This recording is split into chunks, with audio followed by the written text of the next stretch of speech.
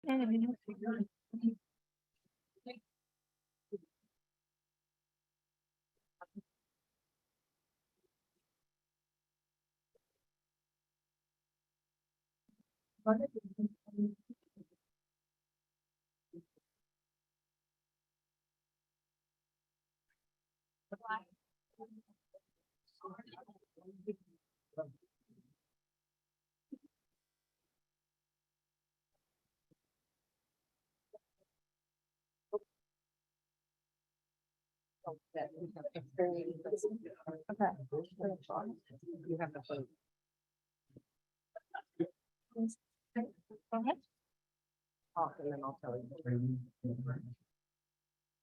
program is about to start. Please start finding your seats.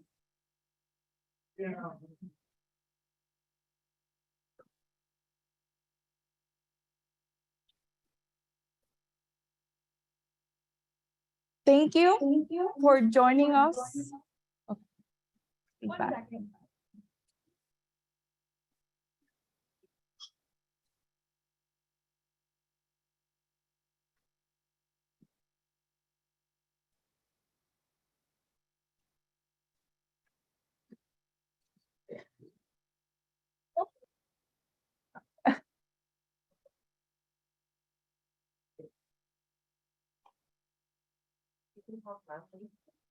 Can everybody hear me okay? Oh, wonderful. Great. It's wonderful. Let's start over, shall we? Thank you for joining us for the celebration of the 34 National Wetlands Awards. Tonight, we celebrate 6 wonderful leaders who have distinguished themselves in the field of wetlands conservation and education.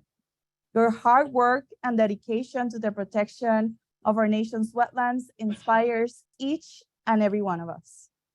Now to get started with our program, I want to invite ELI's president, Jordan Diamond, to provide the official welcome to the ceremony.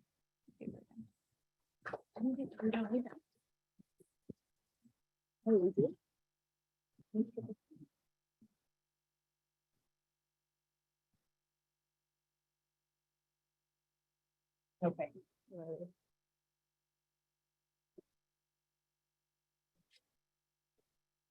Okay, fantastic. Thank you, Elisa, and welcome everyone.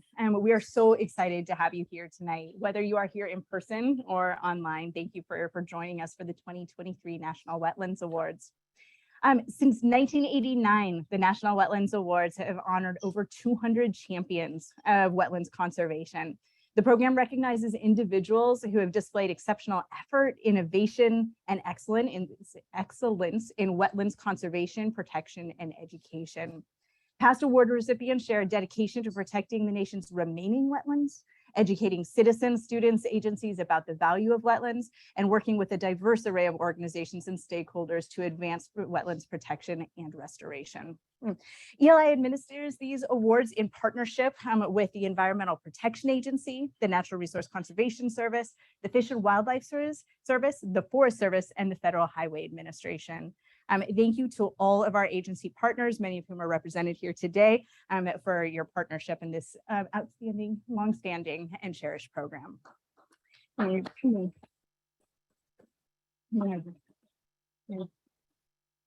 The awardees themselves are selected by a widely representative committee composed of 10 to 15 wetlands experts from around the country, including representatives from each federal supporting agency, members of the conservation and business communities, and representatives from state and local governments. So another thank you to our committee who put in a lot of time reviewing applications and nominations and selecting this year's awardees.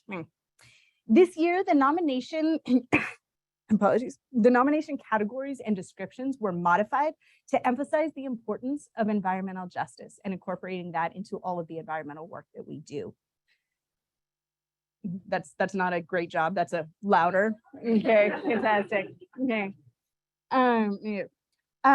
Special consideration was given to individuals promoting meaningful engagement and fair treatment of low-income and/or minority individuals or communities, as well as individuals advancing restoration in areas with legacy pollution or that have suffered setbacks due to historical divestment or disenfranchisement.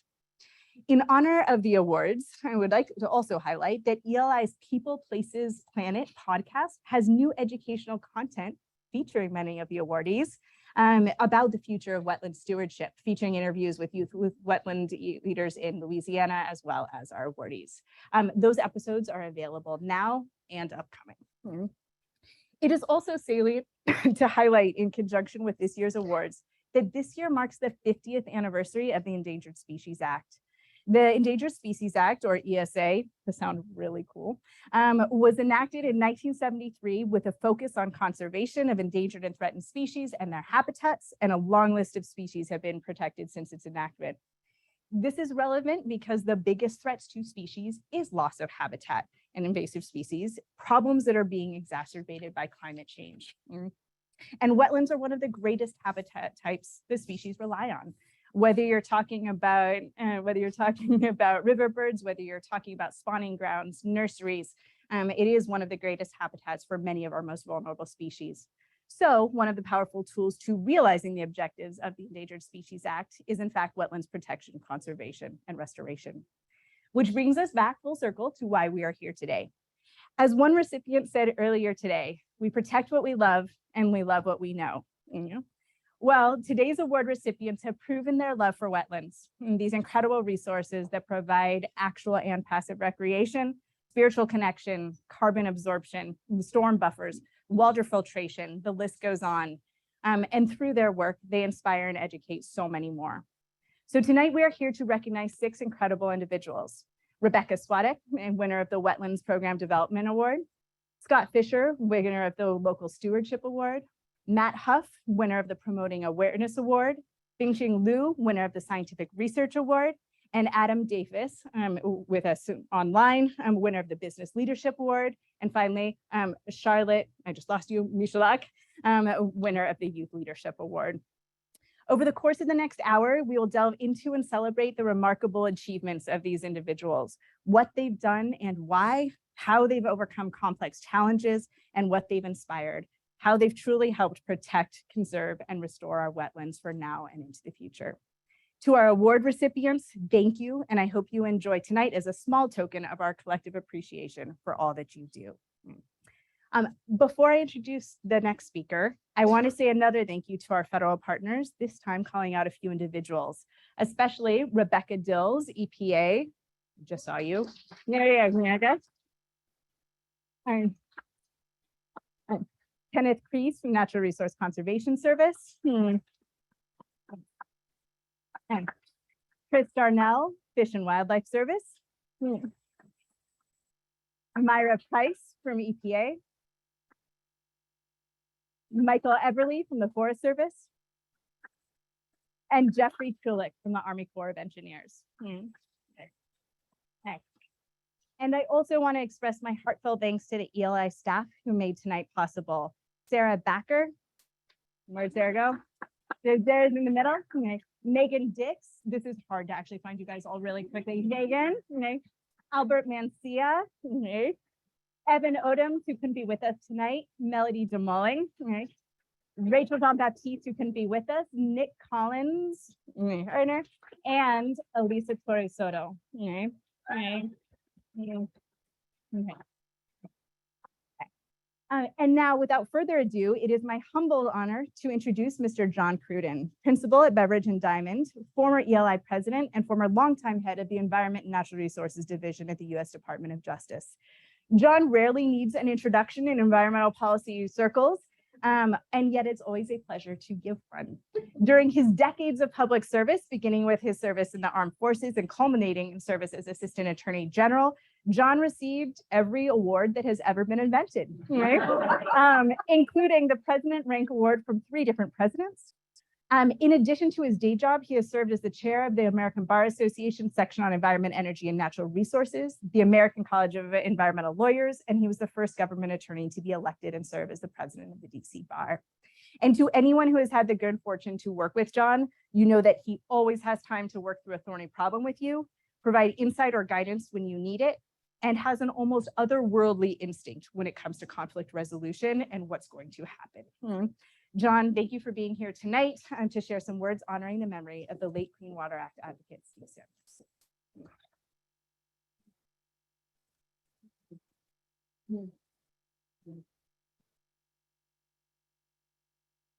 Jordan, thank you for those kind words. Thank you for your leadership of such a great organization.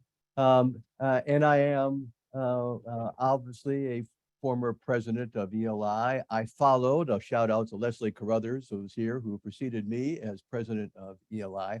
But I'm in another role. I am actually a principal in Beverage and Diamond. And those of you who are watching on your TV right now, you can't see that we're at the top of 1900 N Street, looking out onto DC. It's a wonderful vista, and this is my law firm that I'm a part of. And so welcome there. And this has always been one of my favorite award ceremonies ever, to come and see the people who are making a difference in their lives. And so I'm very pleased to be here, and also pleased to start this out, which I deeply appreciate, to honor someone whose life was guided by his commitment to environmental issues in general, and particularly to wetlands. So we're starting out by honoring such a good friend of mine, and for many people that are here in the audience today, Steve Samuels, who passed away this year. Steve was a star in a galaxy of many stars. His stars of his own family members, his wife Joanna, his children Evan and Vanessa, his grandchildren Silas and Dylan. He was a star because of his commitment to integrity, to over 31 years of public service, but his absolute commitment to the environment, and his commitment to the things that the people are here today honoring, and that is wetland preservation. He grew up in a small town in Arkansas with two other brothers. He went to Tulane, where he got a lifetime love of jazz, and then went to Stanford Law School, and then migrated to Washington, D.C., and joined the Department of Justice, where he served for 31 years. I kind of inherited him when I became the Deputy Assistant Attorney General, because I was supervising the environmental section that he was a part of, and he was a leader in that section. And the section gave a geographic responsibility. And so he had, among other responsibilities, all the cases that came out of California. That is a hotbed of litigation, as most of you know, and he was at the center of that. I can remember being in the bowels of the Department of Justice, just the two of us, answering calls from irate congressmen that we weren't moving fast enough to turn over Fort Ord, which was close to Monterey, California, at a timetable that he wanted, but which did not work in litigation. So he had lots of responsibilities, but the heart of what he did in the Environment and Natural Resources Division was environmental litigation, more particularly Clean Water Act litigation. During the Obama administration, where I was fortunate enough to serve as the Assistant Attorney General, he led the defense of the Clean Water Plan that came out of EPA during that time period. And that's how most of you saw him. Most of you saw him because he spoke, or litigating all of that. But that was not his individual passion. His license plate, think of this, was CWA 404. I sort of rest my case that here was a person who saw and felt deeply about the things that we're honoring all of our extraordinary award winners today. He saw the value of habitat preservation in the forms of wetland. He saw what that meant in terms of our environmental mitigation. He spoke loudly. He was a forceful advocate, not just for Clean Water Act in general, but for wetlands in particular. After he retired, and I had already migrated at that stage, I joined Joanna, his wife, and Steve, and we did a consulting, and we consulted state organizations, including District of Columbia and Virginia, on Clean Water Act issues. So I saw him in several different ways. Many of you have heard the words of the great poet Maya Angelou, and here's what she said. She said, "I've learned that people will forget what you said, People will forget what, but people will never forget how you made them feel. Steve, my friend, you made me feel the environment was important. You made me feel that every individual wetland mattered. You made me proud of being your friend. You will be with me and so many people who honor you forever. Steve Samuels, good man. Yeah. Thank you.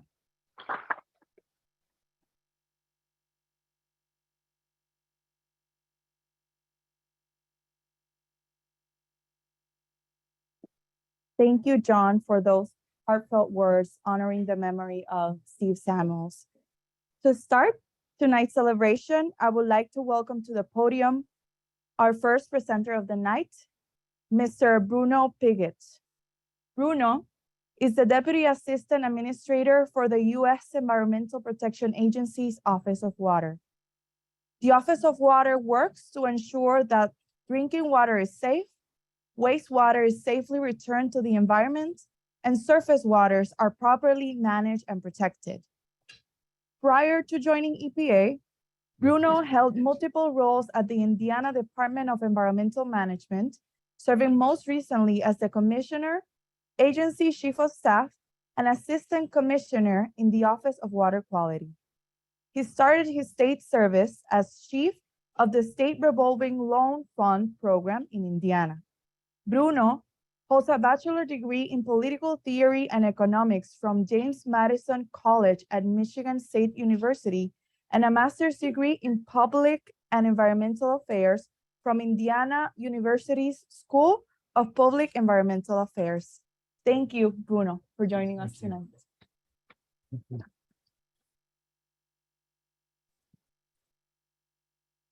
Thank you. It's an honor to be here today to celebrate such pioneering research and the champions who've done this research, ones that have preceded us and the ones that are following us.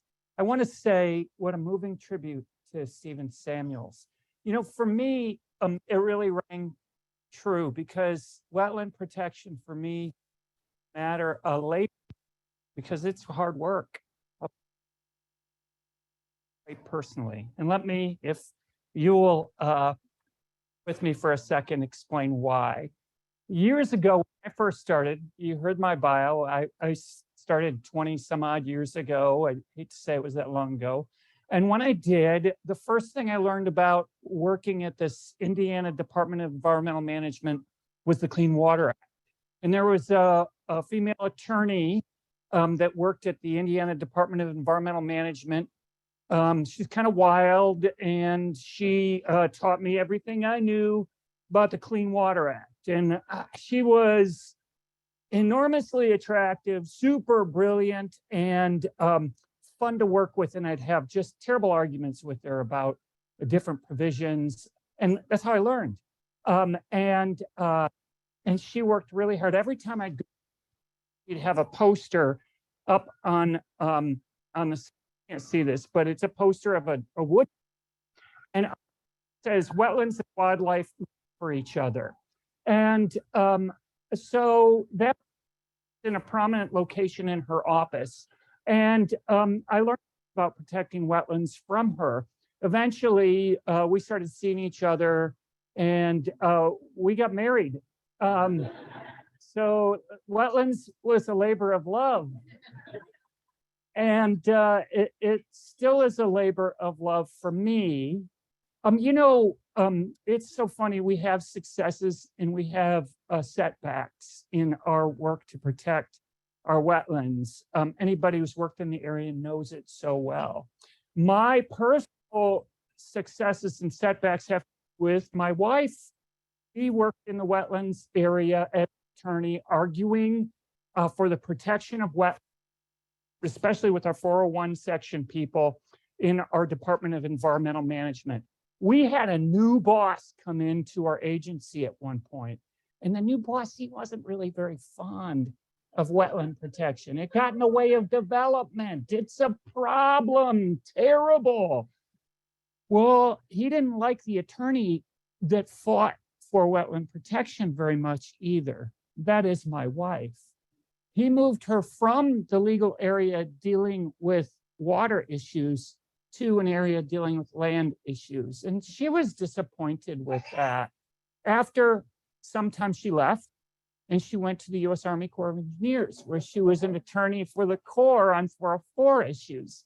With this poster, the wetlands and wildlife made for each other. My boss still was his same self, not a big fan of wetlands.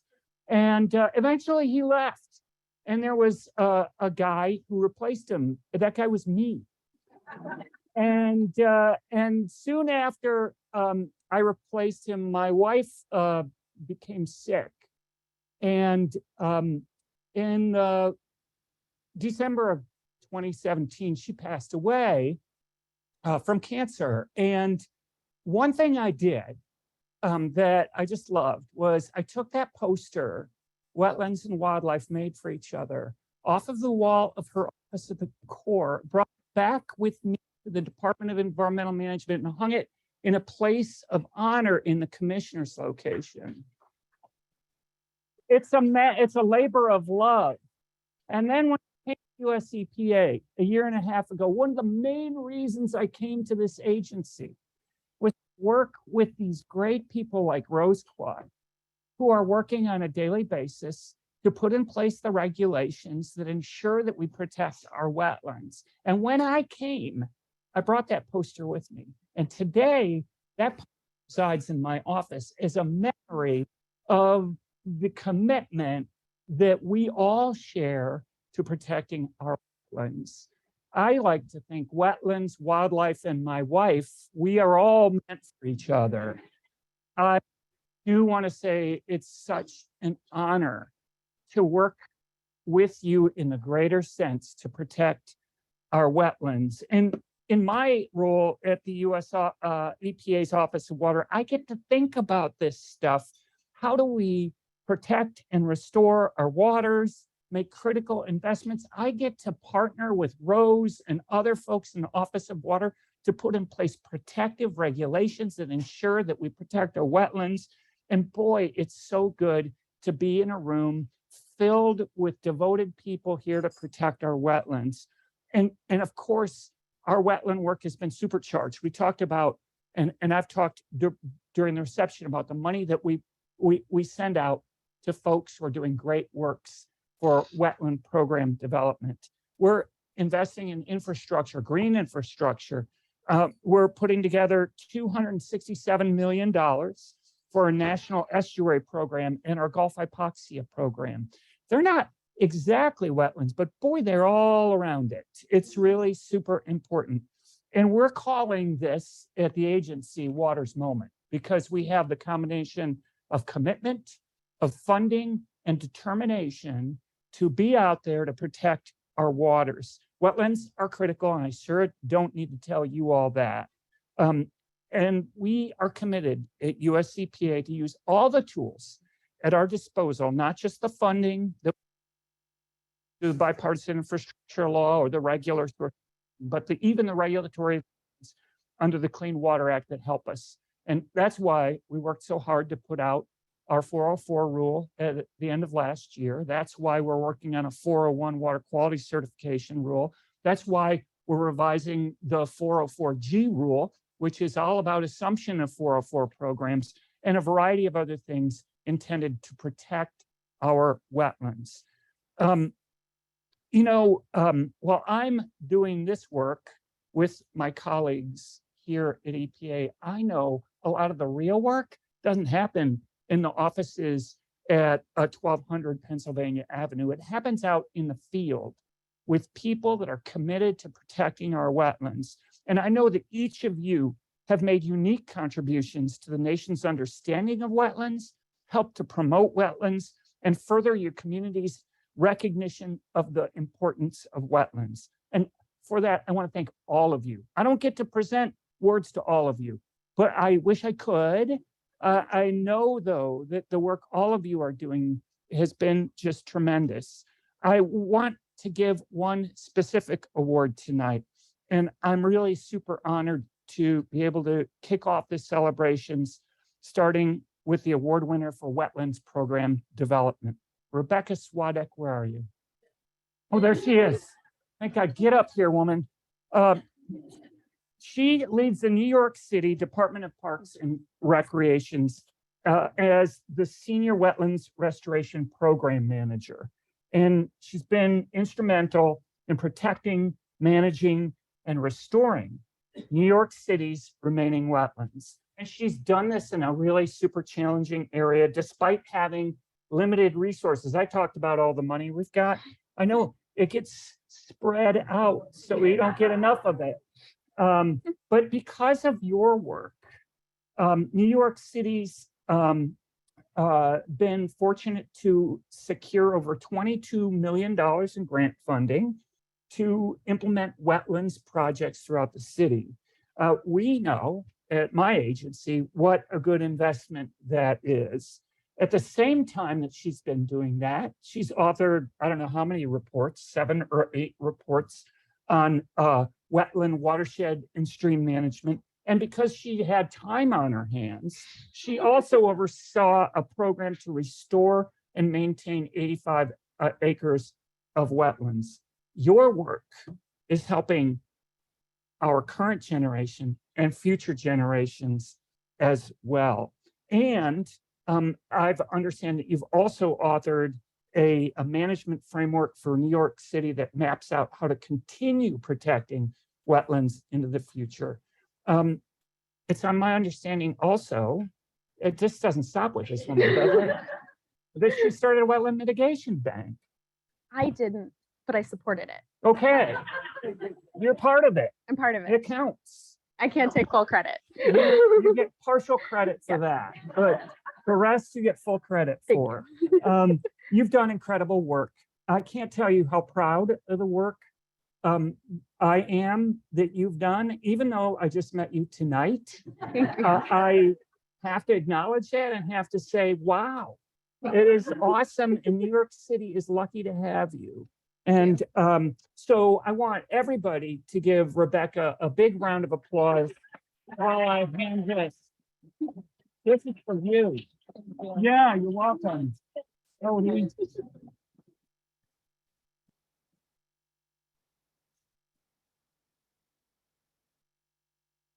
all right, we cannot wait to see the great stuff you do in the future. So keep after it. Thank you. And I appreciate the opportunity, you guys. Thank you very much.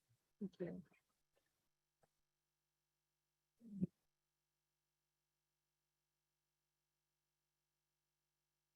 I'm gonna hold that real close right there. Thank you so much for that introduction, and thank you, ELI, for hosting and organizing this event tonight. This has been really wonderful in your support and helping promote and advocate for wetlands protection is really meaningful to me, and I'm just humbled to be here and be honored with this award. Bruno, thank you so much for your introduction. That was really sweet, and I really like the full circle moments in your story. I actually feel like this moment in a weird way is a little bit full circle because when I started at New York City Parks 10 years ago, I was thrown into wetlands management, literally wading through our wetlands to monitor their condition and identify restoration opportunities. And that work itself was actually funded by an EPA Wetlands Program Development Grant. So this is a kind of nice little full circle moment for me in particular. So New York City might not be the first place people think about for wetlands, might even be one of the last places people think about for wetlands, but we have really exciting opportunities and partners that are critical for advancing the field. So working in government in particular, I've really learned to appreciate the bureaucracy in a very strange way and the regulations, and to really use them and leverage them as tools. As all of us know, these regulations are really important to protect many of the beautiful and ecologically significant wetlands and waterways in this country. And I'm really grateful to be a part of this movement to help it restore them for nature and for communities. I do really want to use this opportunity to thank many people who have helped me get here today. This recognition is as much yours as it is mine. So first, thanks to my parents who support me push me, quite frankly, often more than I would like sometimes, and who have encouraged my love for nature since day one.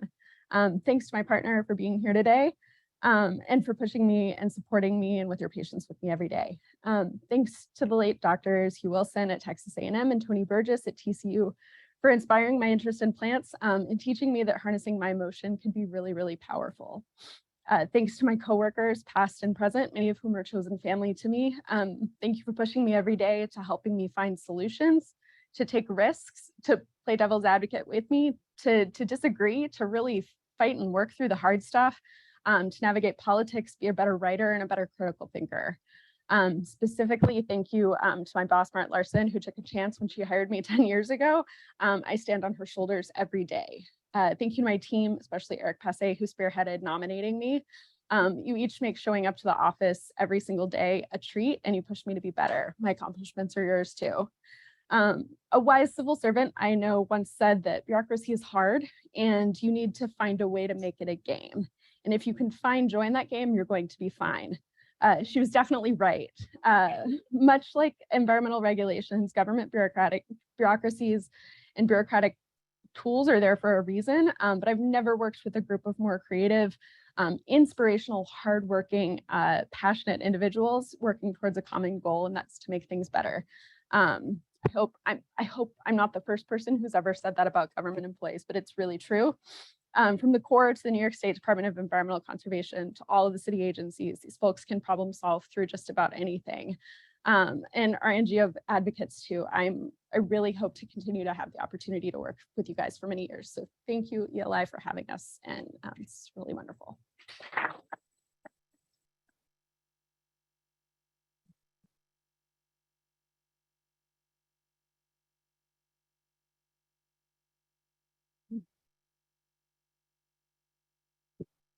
Thanks, Rebecca. Good evening. My name is Amy Reed, and I'm a senior attorney at the Environmental Law Institute, and I am thrilled to announce that we are presenting our 2023 Youth Leadership National Wetlands Award to Charlotte Mitchelluk. Charlotte has been a successful data-driven advocate for wetland conservation for over a decade. She's 17. Her efforts have led to concrete environmental improvements, preserving ecologically critical wetlands and species. Charlotte is a continuous force in educating the community, notably through her wetland monitoring curriculums that she develops. And as a skilled designer and inventor, she is passionate about protecting coastal wetlands through innovative cargo ship design. More on that later. So Charlotte gets results. Her data collection has contributed to protecting over 200 acres of old growth forests and wetlands and sensitive amphibian populations in New Jersey. She is a dedicated volunteer water health monitor, assessing chemical pollutants and water quality to better understand their effects on amphibian populations. Through her research, she has furthered the scientific community's understanding of herpetology. For you non-scientists like me, that is the branch of zoology concerned with reptiles and amphibians in the wetland context. She has also shared findings with decision makers to support conservation initiatives and policy changes, including testifying to the New Jersey Department of Environmental Protection in favor of strengthened inland flood protection rules. Charlotte is an engaging environmental educator who has designed educational videos and other programs teaching about water quality and herpetology, which have been circulated already across 14 states to reach over 1,000 people. And she has also been applying for grants aimed at engaging other youth in wetland conservation and raising awareness of how wetlands are threatened by housing developments. She is also a designer and an inventor. Recently, she worked in her own garage to design a cargo ship prototype and ship hull coating that is inspired by shark skin to improve the ship's efficiency in the water and thus reduce their emissions.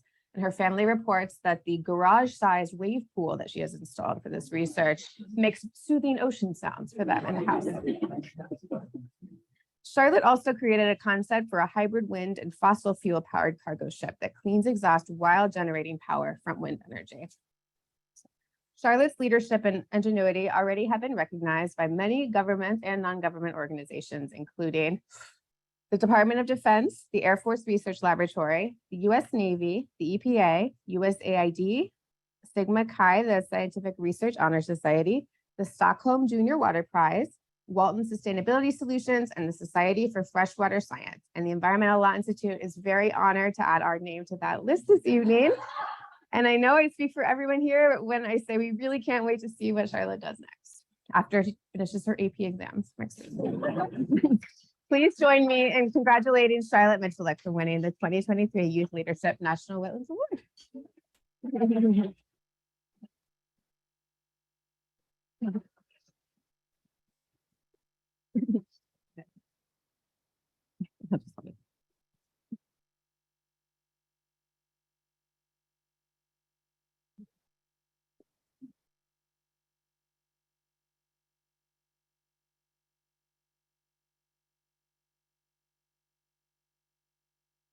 Good evening. I am so excited and appreciative to be here. I would like to thank the Environmental Law Institute. I am also extremely thankful for my amazing mentor, Dr. Mary Beth Kulanko of the Army Research Laboratory, who has consistently been there for me from long exploratory discussions to reviewing written material. My history teacher, Mr. Parkinson, guided me in understanding and contextualizing the development and debates of environmental policy. Dr. Trish Shanley has shared her wisdom on environmental advocacy for over a decade. The Watershed Institute granted me volunteer experiences since the age of 6 and certifications in aquatic entomology and chemical bioassessment. Appreciation to the Mystic Seaport Museum docents who shared knowledge of ships and ship construction. And I am grateful for the support of the Department of Defense and EPA. Finally, I would like to thank my sister Sonia for being a wonderful wetlands inspiration and for teaching me some statistics. I have been a volunteer water health monitor for over a decade, conducting chemical and biological sampling in the wetlands in central New Jersey, where sensitive salamanders breed. As time went on, I witnessed firsthand a decrease in native biodiversity. Spending time near the coast as well, I also saw the magnitude of cargo shipping. Cargo ship emissions are especially detrimental due to high sulfur levels, contributing to acid rain and habitat acidification. Cargo ships transport about 90% of global trade. Even when not hidden behind the horizon, the massive bulk of these quarter-long behemoths is hard to comprehend. The world's oceans are a hive of fossil-fueled commerce, resulting in about 3% of global climate change-causing emissions. Marine heavy fuel oil engines are mature, reliable, and low-cost technology. So, like the ships they power, this technology has immense inertia. What this means is, while we develop long-term solutions to environmental and human health problems, short and medium-term solutions that work with economic and technological inertia are also essential. When it comes to reducing cargo ship emissions and the impact on wetlands, we need all hands on deck.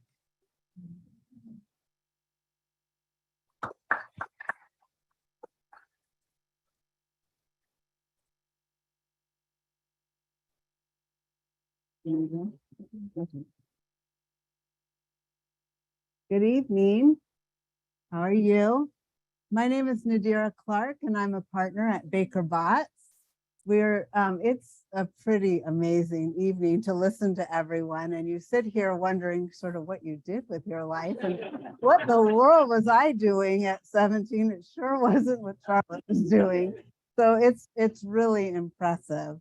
And it's fun to be here. And when we talk about full circle moments, as a former principal at Beverage and Diamond, it's fun to see the new office, and it's fun to see John Cruden always, who is the first person who grabbed me out of law school and launched me onto my career in environmental law, like he's done for so many people. And we love him. So let me start. Today, we are presenting our 2023 Local Stewardship Wetlands Award to Scott Fisher.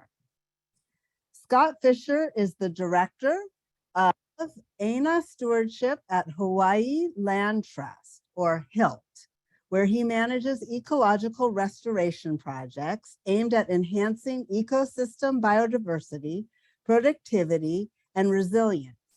Scott has become one of Hawaii's most prominent and impactful researchers and conservation advocates, spearheading HILT's efforts to protect nearly 22,000 acres in Hawaii to date. Scott has focused many of his doctoral and postdoctoral studies on Hiltz preserves to understand the land's ancient history and inform future stewardship. He has researched past ecosystems responses to disturbances, which has led to innovative new solutions, including advancing natural bioshields. Most notably, Scott has been researching natural bioshields at the Hiltz Nu'u Refuge on Maui in an effort to protect the area's delicate wetlands. His work is already far-reaching, and he has been recently applied to mangrove wetlands. It has recently been applied to mangrove wetlands in Madagascar. Scott is currently researching evidence of high-energy marine inundation events, such as tsunamis and large storms, to better assess coastal vulnerabilities. In the future, Scott plans to utilize tools such as state-of-the-art wave pool to mimic wetland design and test ecosystem resilience, in addition to integrating groundbreaking machine learning and AI into his research. As climate change worsens, Scott's findings will be vital in ecosystem adaptation and protection.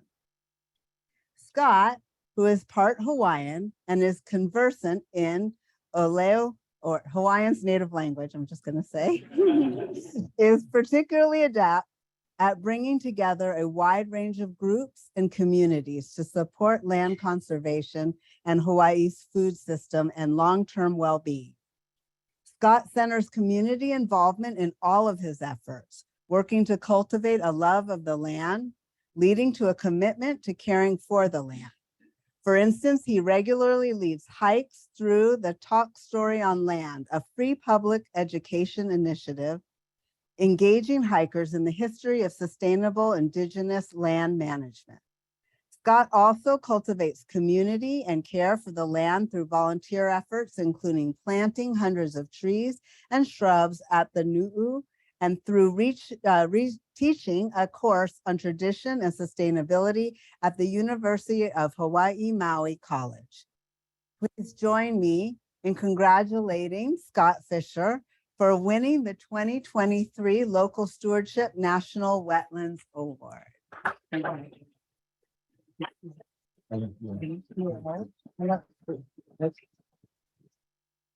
Okay, where is it? There we go.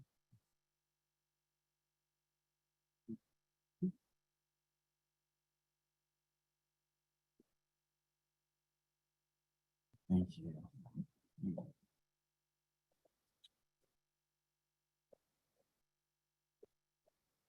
Aloha mai kākou. Good evening, everyone. It's such an honor to be here, and I just want to say how much I appreciate and thank you so much for this honor. Very humbling, very humbling. And so I can't thank you enough. The work of the Environmental Law Institute is so important and so special. I just want to maybe, like anytime one's recognized, you have to realize how much everybody has to pull together in order to get anything done.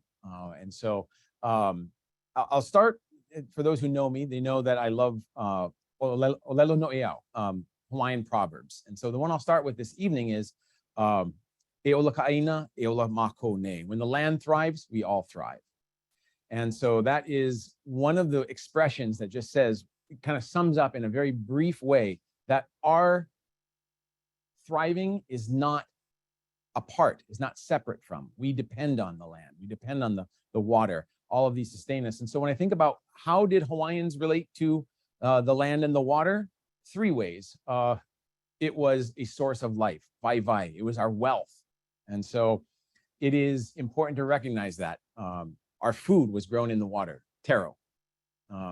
Taro was grown in wetland ecosystems, but also our birds, our water birds. Sadly, 6 of our 7 water birds are endangered, and so we need to reverse that. Also, they were spiritual sites. The 2 wetlands I managed are governed spiritually by a dragon goddess, a mo'o, known as Kihavahine Mokohinia Kala'ai He'ana. And the other one is just Makilo, the other wetlands I manage. And so these are spiritual sites. They are wahipana. They tell the story of who we are as a people. And so these are why we have to protect these wetlands. But how do we do it? And so a little bit, I always feel a little guilty as we get our volunteers on.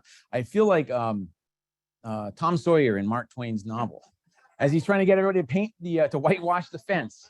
Like I did a little assessment, and I think it was 300 of the 330 trees that we planted this year, something like 320 were planted by our volunteers.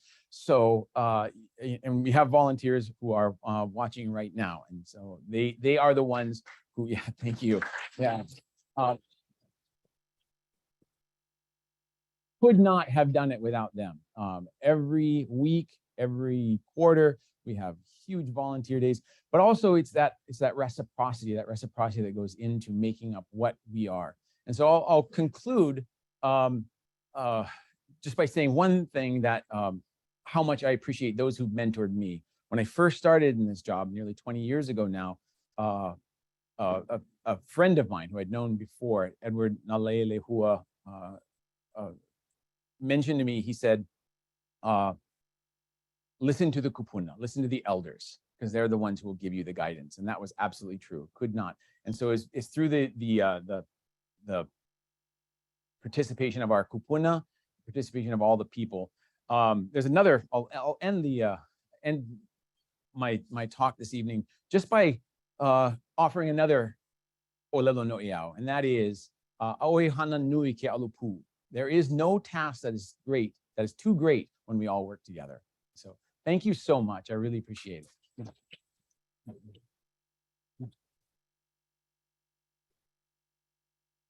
Thank you. Got it.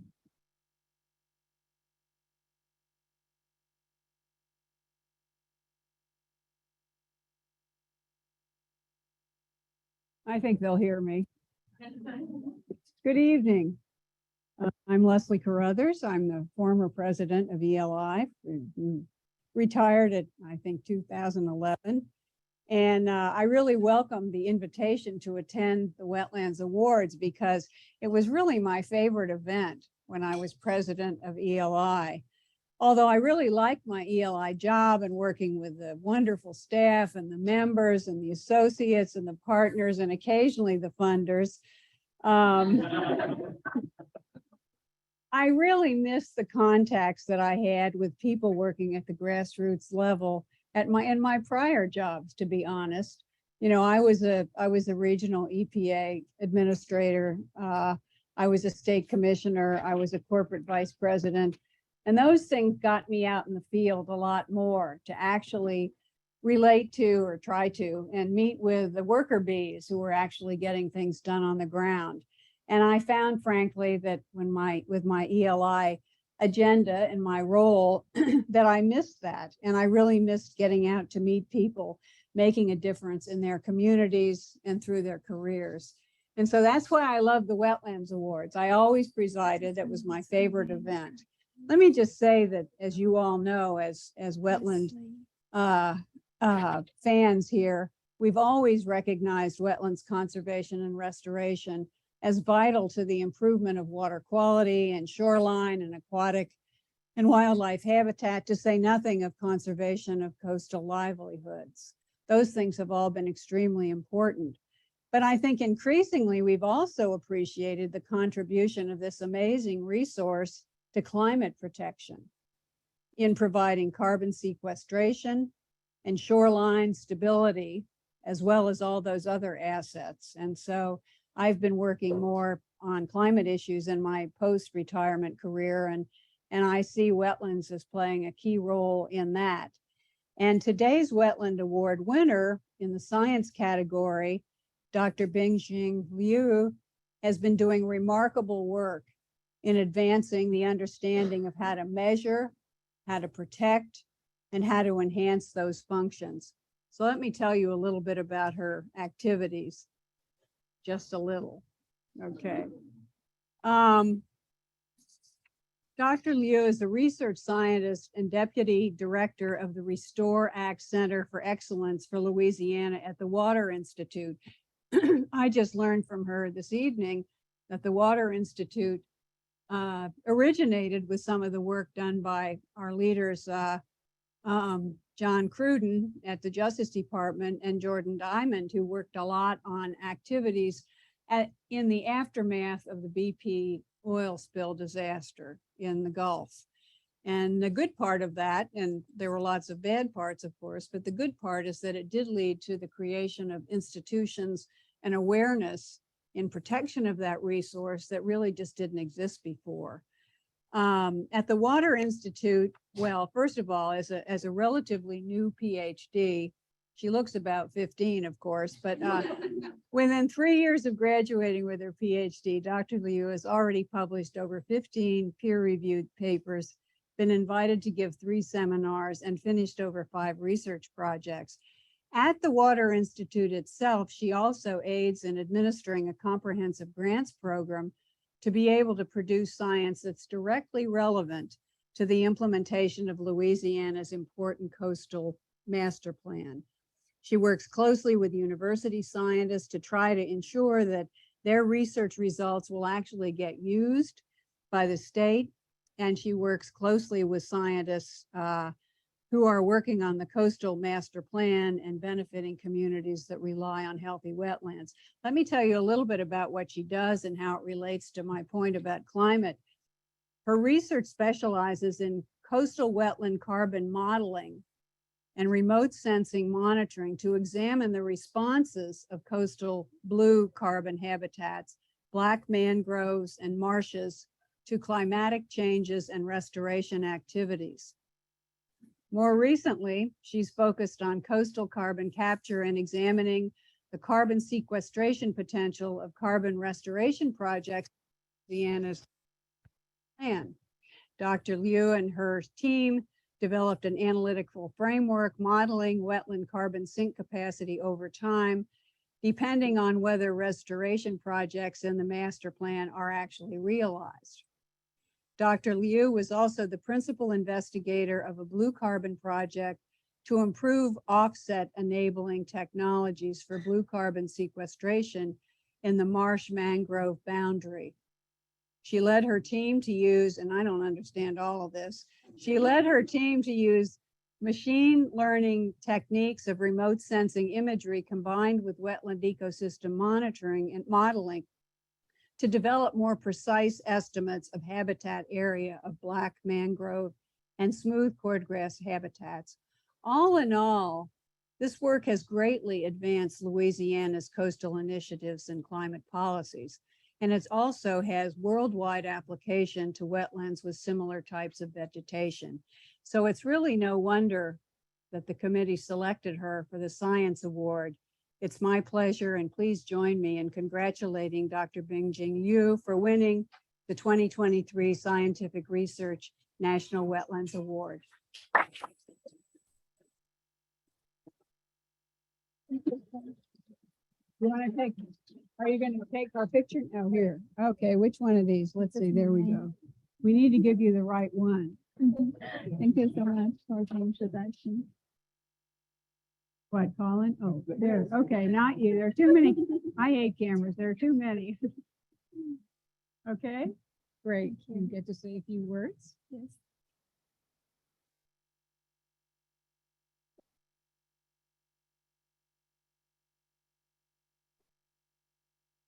Good evening, everyone. Thank you for having me tonight. As an earlier career scientist, I'm really thrilled to being selected as the recipient for the Scientific Research Award. So I want to first express my deep appreciation to the selection committee and for their efforts and time dedicated to the selection process. And I also want to extend my heartfelt thanks to the incredible organizers at ELI. And this is a really inspiring celebration for the wetland excellence. And I think this is a great honor for me. It's truly an honor for me to be among these exceptional individuals recognized with great contribution to wetland restoration, protection, and conservation. So being here, I also want to take a moment to acknowledge my team members at the Water Institute and the collaborators across the country. Without their support and collaborations, none of my achievement can be possible. So I really want to speak thank you to them. And speaking of my research journey, I also want to say that it has been 8 years I staying in Louisiana, witnessing the climate-related threats to our wetlands, the sea level rise, the frequent storms. We are losing our wetland. That's one of the inspiration for me to study wetland. And in the meantime, I've seen great efforts from our state of Louisiana on the coastal protection and the restoration of wetland efforts. So with all of these great resources, I get initiated on my wetland carbon research work. I feel honored to have the opportunity to work with the state agency, the Louisiana's Coastal Protection and Restoration Authority, as well as the Governor's Office of Coastal Activities. And went through the co-production process, we'll keep refining and adjust our research to make our research outcomes align with the practical application. And that's a very important process that I learned from those projects. We also collaborated with the private funders who also care about the carbon neutrality, care about the role of our wetlands, sequester carbon, and for current conditions for future scenarios in the face of climate change. So with that, I would like to thank my mentors, advisors, as well as the scientific community who have guided me and inspired me through my academic and professional journey. And I also want to take a moment to acknowledge different funding sources, federal, state agencies, as well as private funders. They made it possible for me to conduct my wetland research and advance the knowledge in the field of wetland carbon dynamics. Lastly, I also would like to express my appreciation to my family, friends, and loved ones who have stood by my side, providing the support and encouragement when I have challenging times during my PhD, during my work, and during my field work in wetlands. In conclusion, so tonight's celebration, I think is not the celebration only for the individual achievements. It's also a testament to the collective power of passion, dedication, and collaboration in the realm of wetland conservation. It is also a reminder to all of us to the need to safeguard our wetland ecosystem for future generations. So let us continue to work hand in hand, bridging the gap between the science and the policy. Together, we can create a future where the wetlands thrive, where their critical role in mitigating climate change is recognized and celebrated. Thank you.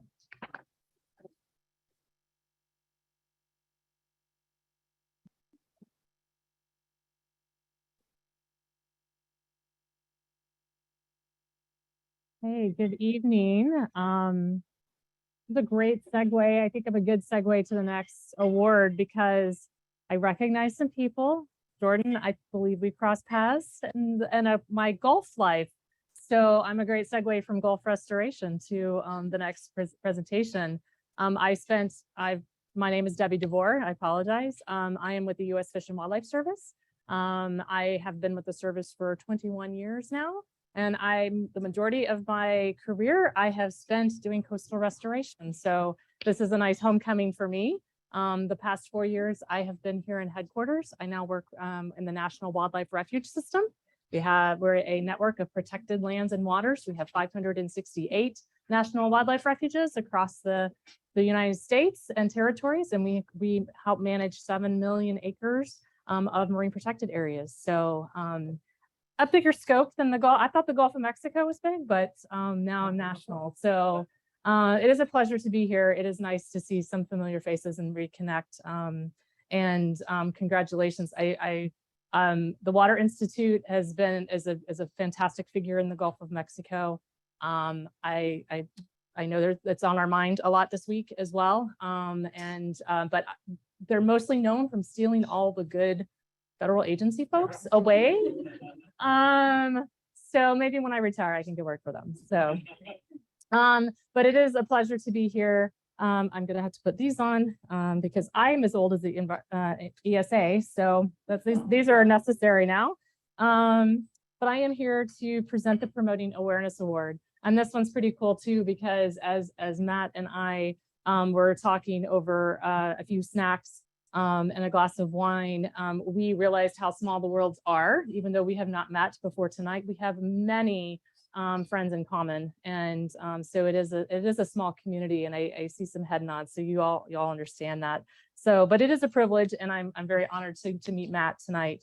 But Matt Uhuff is our award winner for the Promoting Awareness. So I'll go into telling you a little bit more about him as well and his wonderful work.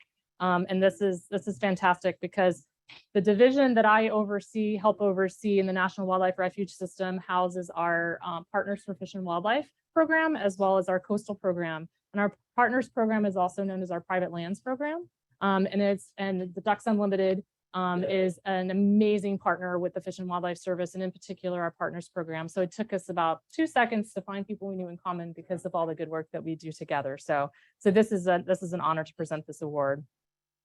So Matt serves as a manager of conservation programs in Kansas for Ducks Unlimited and has played an integral part in promoting awareness of wetland conservation across Kansas.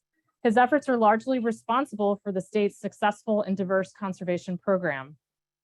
So when Matt started at Kansas DU in 2012, the organization had conserved approximately 10,000 acres in the state since its founding in 1937, which is the year my mother was born. Today, well over 88,000 acres have been conserved in Kansas. DU could not have achieved this additional 78,000 acres in just 11 years without Matt's unwavering dedication to wetlands and his ability to inspire partner conservation organizations and private landowners to collaborate on conservation objectives. Matt has worked diligently to convey scientific and technical knowledge of wetland habitat protection to partners and stakeholders, some possessing limited background on ecosystem services. Thanks to his efforts, multiple partner organizations are now willing to hold conservation easement for wetland preservation, resulting in nearly a half dozen closed easements and another dozen pending across Kansas. Matt and his team have focused on raising awareness around the importance of publicly accessible wetlands for the purpose of long-term protection, management, and enjoyment by recreational users. Matt's excitement for land protection and wetland restoration encouraged private landowners to undertake wetland projects and seek out his organization's counsel. During his tenure at DU, Matt has reached over 1,000 individuals through calls and site visits, in addition to informing the broader public through presentations, workshops, and media appearances. Matt and his Kansas team have also secured significant funds for wetland and associated upland projects. Since 2012, Kansas DU has been awarded $25 million in grant funds, which includes nearly 40 proposals developed and overseen by Matt. And those of us who've written proposals, we know what type of work that takes, all the hours behind that. This major funding, matched by partner contributions, has allowed the program to thrive, benefiting Kansas ecosystems, wildlife, and residents. Please join me and my colleagues in Kansas, Mike Disney, who says he's a rock star, is what I got in a chat message today, in congratulating the 2023 Promoting Awareness National Wetlands Award.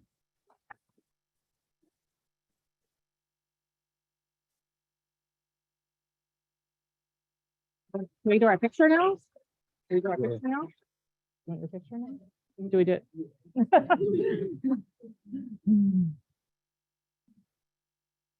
Thank you. All right. Well, thank you so much for this honor. I'm so humbled and Want to thank our great conservation partners in Kansas at the Kansas Alliance for Wetlands and Streams, who spearheaded my nomination, as well as several other partnering organizations and our Ducks Unlimited staff for nominating me for this award. When I first got the notification of winning the award, I thought someone was playing a prank on me, or it was one of those well-crafted spam emails that IT is always warning us about. However, I quickly realized it was real and I was shocked.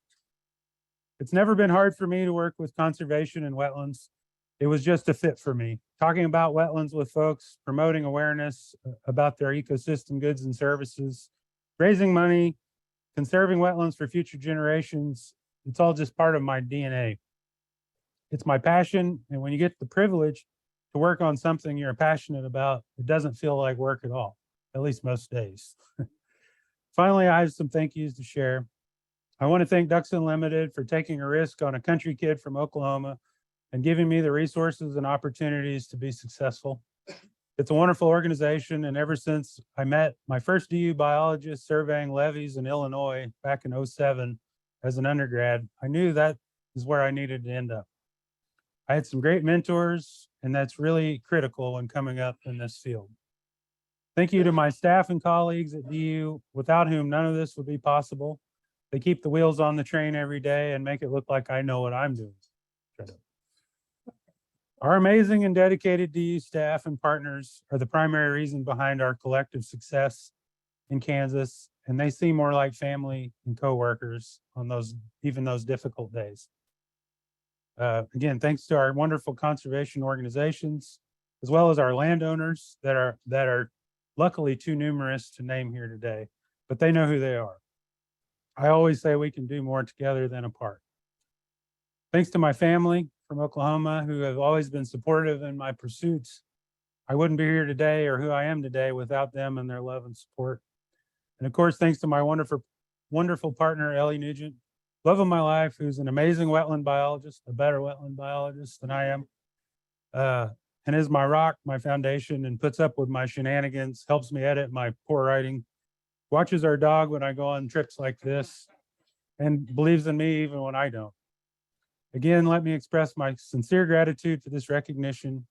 Thank you to the Environmental Law Institute for this award, their wonderful hospitality, and for what they do as an organization. And I hope everyone has a fantastic evening. Thank you.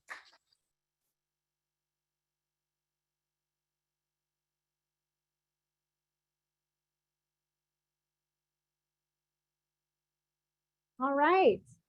So we are on to the final award of the evening, and it's such a great pleasure to be here with all of you. I'm Hillary Tompkins. I'm a board member on ELI, and I'm also a partner at Hogan Lovells here in Washington, D.C.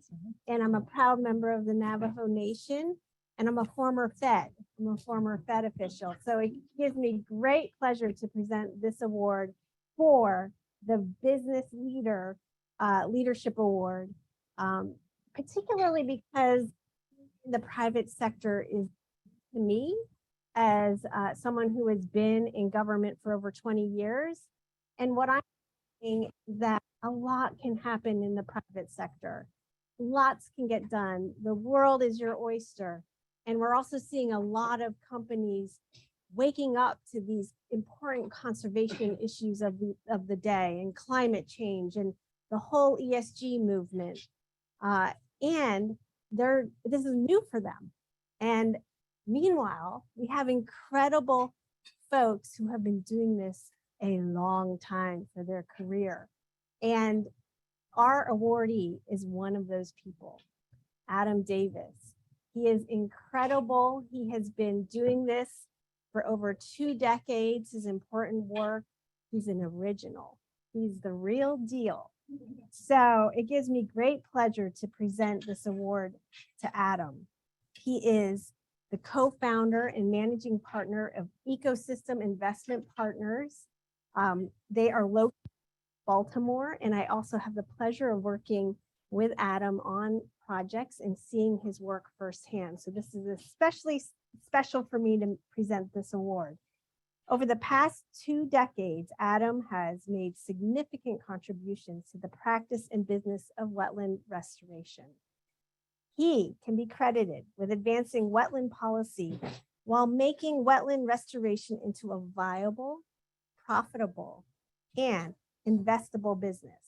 His thought leadership has increased private capital available for large-scale, multi-benefit wetland restoration projects nationally.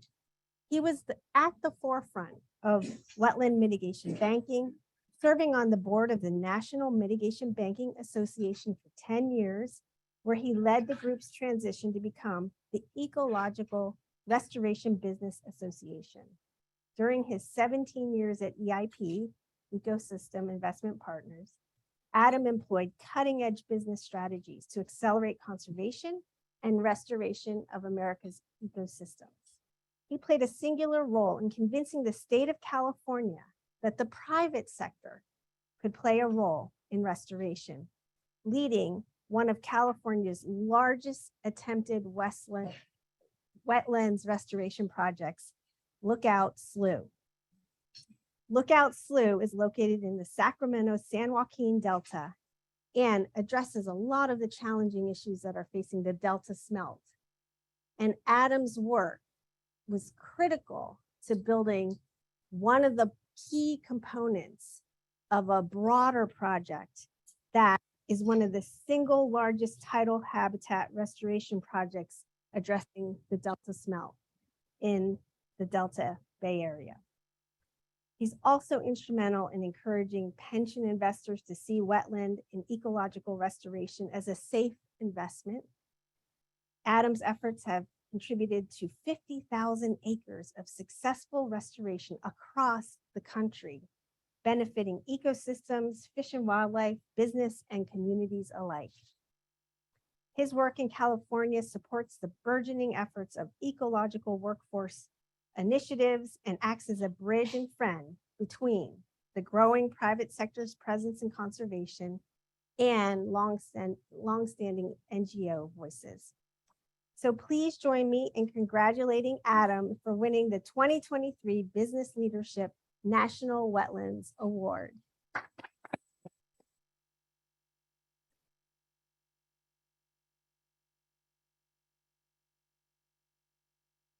We have a message from Adam. He had a pre-existing commitment, and here's his message. Hello, everyone. My name is Adam Davis, and I'm one of the partners at Ecosystem Investment Partners, and very honored to receive this year's National Wetlands Award in the Business Leadership category. So let me start by saying thank you to the Environmental Law Institute for organizing this event and for the important contribution to environmental protection that their research and education has played since 1969. You know, there seems to be common agreement on the fact that despite the progress that's been made, far more money is needed for wetland protection and restoration. And resources are needed as urgently as they've ever been, as effects of climate change are increasingly felt everywhere. But there's much more demand than supply for philanthropic support, as important as it is, and government grants must likewise address many more worthy priorities than can be funded each year. This is what makes the work of the American restoration industry so important. By enabling investment from institutions like public pension funds and university endowments, the restoration industry has greatly expanded the scale of resources available for wetland and stream restoration across the country. I'd like to briefly discuss two implications of the new funding that mitigation banking and pay for success projects have created. The first is about the importance of scale, and the second is about a positive feedback loop this new funding creates. Of course, in order for institutional money to be invested, there has to be a reasonable expectation that investments will make a fair return. This need for accountability has in turn led to larger and more ambitious restoration projects for the obvious reason that large-scale projects allow the expenses for design, permitting, mobilization, and so on to be spread over a larger number of acres. This reduces the cost per acre for wetland restoration, which allows a fixed project budget to do more work, but it also creates more significant ecological uplift as landscape scale projects are implemented. So, project scale is one of the key factors that allows a fair return to be made, while at the same time driving down the cost per acre of wetland restoration. But private investment in public outcomes, like wetland restoration, has another positive effect that is perhaps less obvious. By creating ledgers of available credits that represent successful restoration around the country, the restoration industry makes it easier for public works and private development projects to comply with environmental laws, which in turn reduces objection and opposition to these laws. This is one of the reasons that the no net loss provisions of the Clean Water Act have been so resilient despite shifting administration priorities over the years.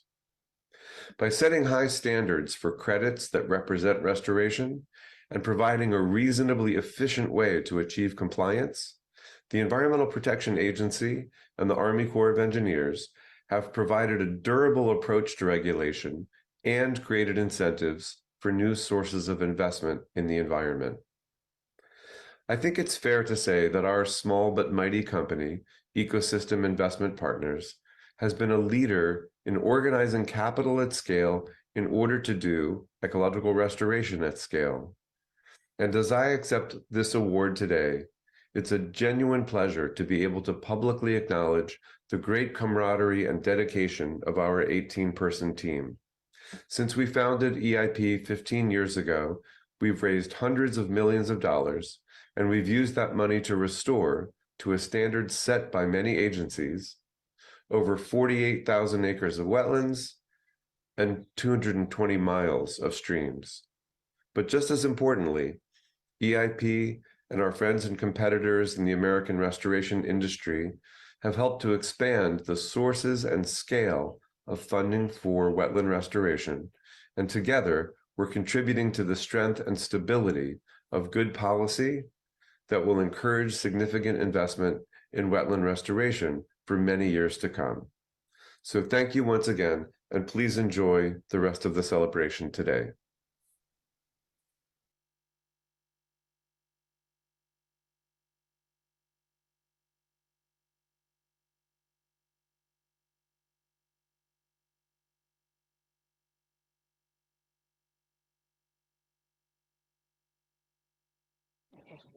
Okay.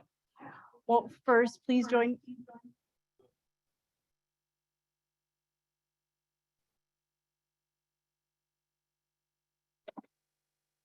Okay. First, please join me in another congratulations for all 6 of our incredible and inspiring award recipients.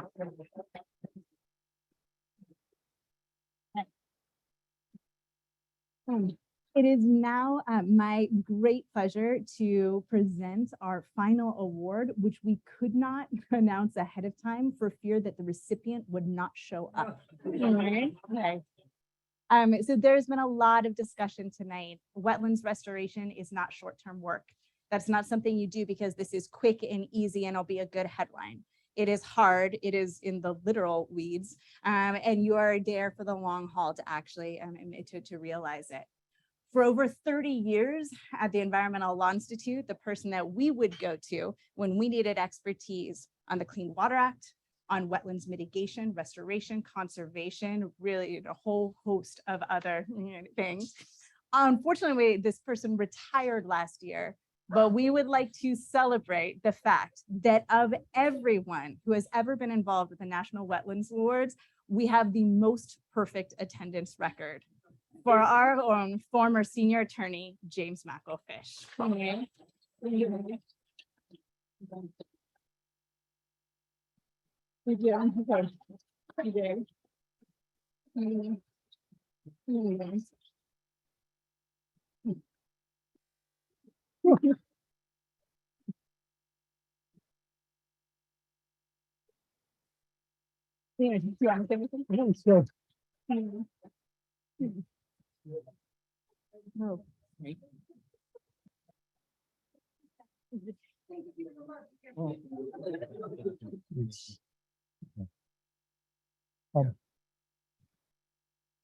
like Leslie Carruthers, this is my favorite ELI event that we ever do because of the hard work of all of our honorees. I think back over the years to the Science Award winners and the Program Development Award winners, and this year's group is right at the top with all those who have gone before. So congratulations to all of you. Someone said people work for what they care about, and they care about what they know. And what they know, if it's wetlands and waters, if they know it through the work of this group, they'll care about it and will continue to work for protection. So thank you. I'm humbled and surprised.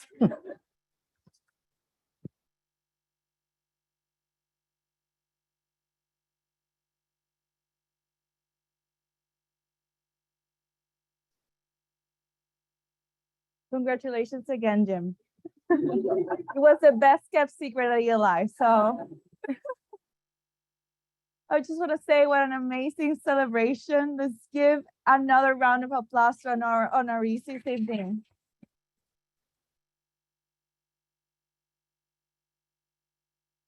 Thanks again to our federal partners for their support. Thanks to our 2023 National Wetlands Awards Selection Committee, the ELI staff who helped make this event possible. And thank you to all our guests that join us in person or are watching virtually this evening. Good night.